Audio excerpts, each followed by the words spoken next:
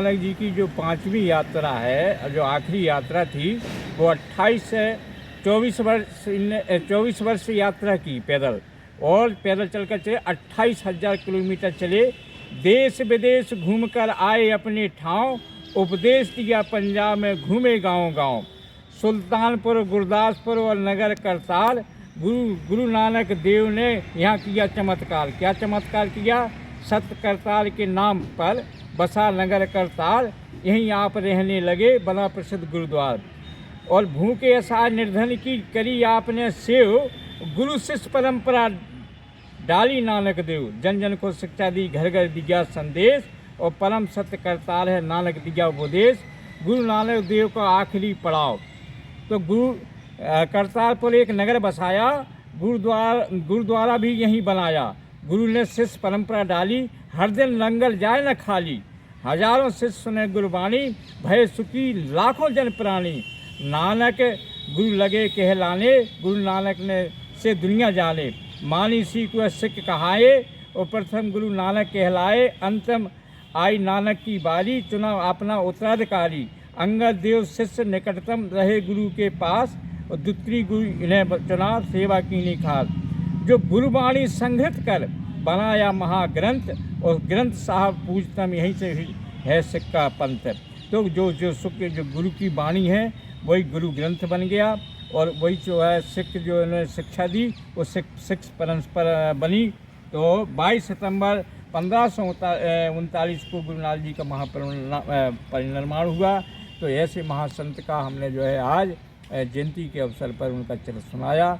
ऐसे महान संत से हमें जो है, जिसने समतावादी एकेश्वरवादी सबको, इनका आज हमको उनका मनन करना चाहिए। कबीर जी क्या कहना चाहते हैं गुरु के जन्मदिन पर आज आप? आज जो है कार्तिक की पूर्णिमा है। आज जो है गुरु नानक जी का जन्म दिवस है, जयंती समारोह है। तो मैंने उनके ऊपर उनके जीवन का पूरा जो है चरित्र लिखा एक पुस्तक के रूप में। तो मैं कहना चाहता हूँ कि एक ऐसा महान संत हुआ है कि उसने समतावादी एकेश्वरवादी के सब समान हैं। तो उनके गुरु एक जो है कुतुबुद्दीन थे, मौलाना। तो उनका किसी से, सभी धर्म से, संप्रदाय के लोगों से संबंध था। और उनका एक मित्र मर्दाना जो कि यात्रा में शामिल हुआ, उन्होंने दुनिया की यात्रा की और दुनिया को संदेश दिया कि जो है सभी भगवान ईश्वर के सभी सब बंदे हैं, और हम उसके वो हमारा मालिक हैं, हम उसके बंदे हैं। तो उन्होंने 24,000 किलोमीटर पैदल यात्रा की है, और उनको संदेश दिया। उनका एक साथी मर्दाना भी साथ में गया। तो जहाँ जहाँ वे गए तो संदेश दिया भाईचारे का, और जहाँ जो लोग कोई ढोंगी धतूरे मानते थे तो उनको उन्होंने सबक सिखाया। एक बार की बात है कि एक जगह जो है वे जा रहे थे, तो एक ऐसी जगह पर ठहरे कि वो एक मालिक जो था, एक साहूकार, तो उनको उन्होंने भोजन के लिए बुलाया। लेकिन वे उसके यहाँ ना जा कर के एक जो बड़ई था कलमकार, जो बड़ई का काम करता था, उसके यहाँ रोटी खाई। तो बोलने कहा तुमने आज उसकी रोटी क्यों खाई? मैं तो क्या मेरे मालपुआ आपको अच्छे नहीं लगे? हाँ, बोले आपके मालपुआ अच्छे नहीं, जो मेहनत की कर रहा था तो मैंने मेहनत की खाई। बोले कैसे? तो मैंने कि चलो तुम अपने ले आओ मालपुआ ले आओ, और मैं उसकी गरीब की जो है रोटी लेता हूँ। तो उसने साहूकार ने उनको जो है सेठ साहूकार ने एक पुगा दिया हाथ में, और उसकी एक रोटी लाई, और दोनों को उन्हें हाथ से ऐसे मसूला।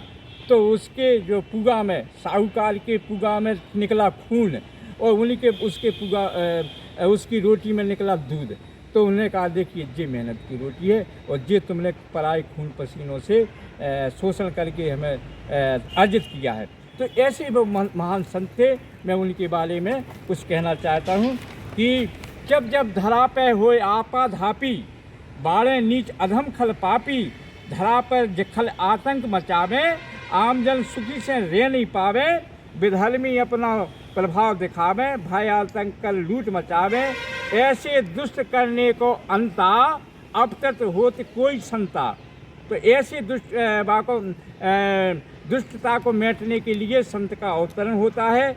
जो दुष्टता का करे खात्मा वह कहलाए महान आत्मा।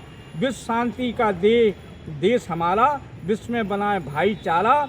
यहाँ की संस्कृति सब सनातन, वेद उपनिषद ग्रंथ पुरातन।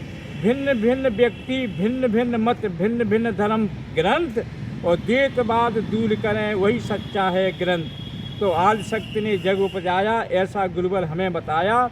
जिसने द्वैतवाद फैलाया उसने ही भेदभाव दर्शाया।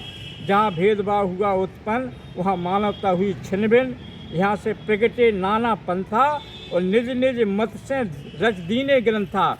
तो इसी से संबंधित हुए हैं गुरु नानक जी, निज मत से रच दीने ग्रंथा। द्वैतवाद को करने अंता, धरा पर आए नानक संता। पाक में जगह जो ननकाना, इनका जो है पाक में जो ननकाना है वहाँ पर इनका जन्म हुआ था, इसलिए वो नानक कहलाए। तो पहले राम भोई से जाना, पहले उसका नाम था राम भोई।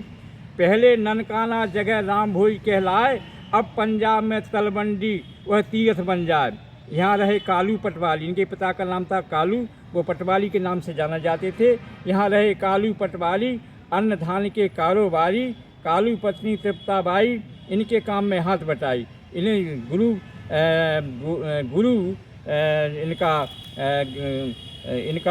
इनकी माता का नाम, गुरु नानक जी की माता का नाम जो है, यहाँ की माता, इनके पिता का नाम कालू पटवारी, माँ का नाम तृप्ताबाई और बहन का नाम था ननकाना।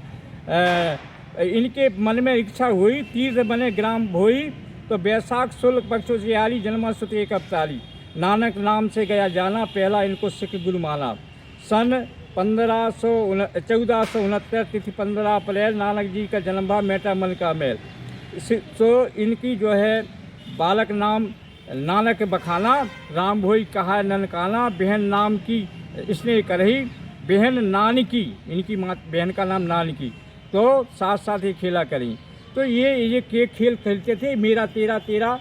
तो ये खेल खेलते एक बार इन्होंने क्या किया कि एक वो आटा तोल रहे थे, तो बासे तोल रहे थे तराजू से। तो 1 2 3 4 5 ऐसे गिनते गए, 13 गिनती। तो 13 कह के सारा तोल दिया।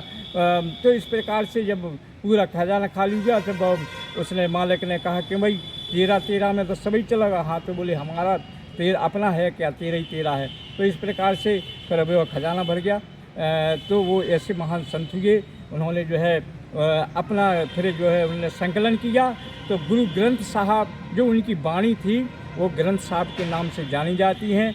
इनके फिर जो है फिर वंश परंपरा गुरुओं की परंपरा चली। तो पहले गुरु नानक जी हुए, फिर गुरु अंगद साहब जी हुए, तीसरे नंबर के गुरु अमरदास जी हुए, चौथे नंबर के जो है रामदास जी महाराज हुए, फिर 5 में अर्जुन देव जी हुए, 6 में जो है गुरु हरगोविंद साहब हुए, और 7 में गुरु हरहर राय जी हुए, 8 में गुरु हरकिशन जी हुए, 9 में गुरु तेग बहादुर हुए, और 10 में गुरु गोविंद सिंह हुए।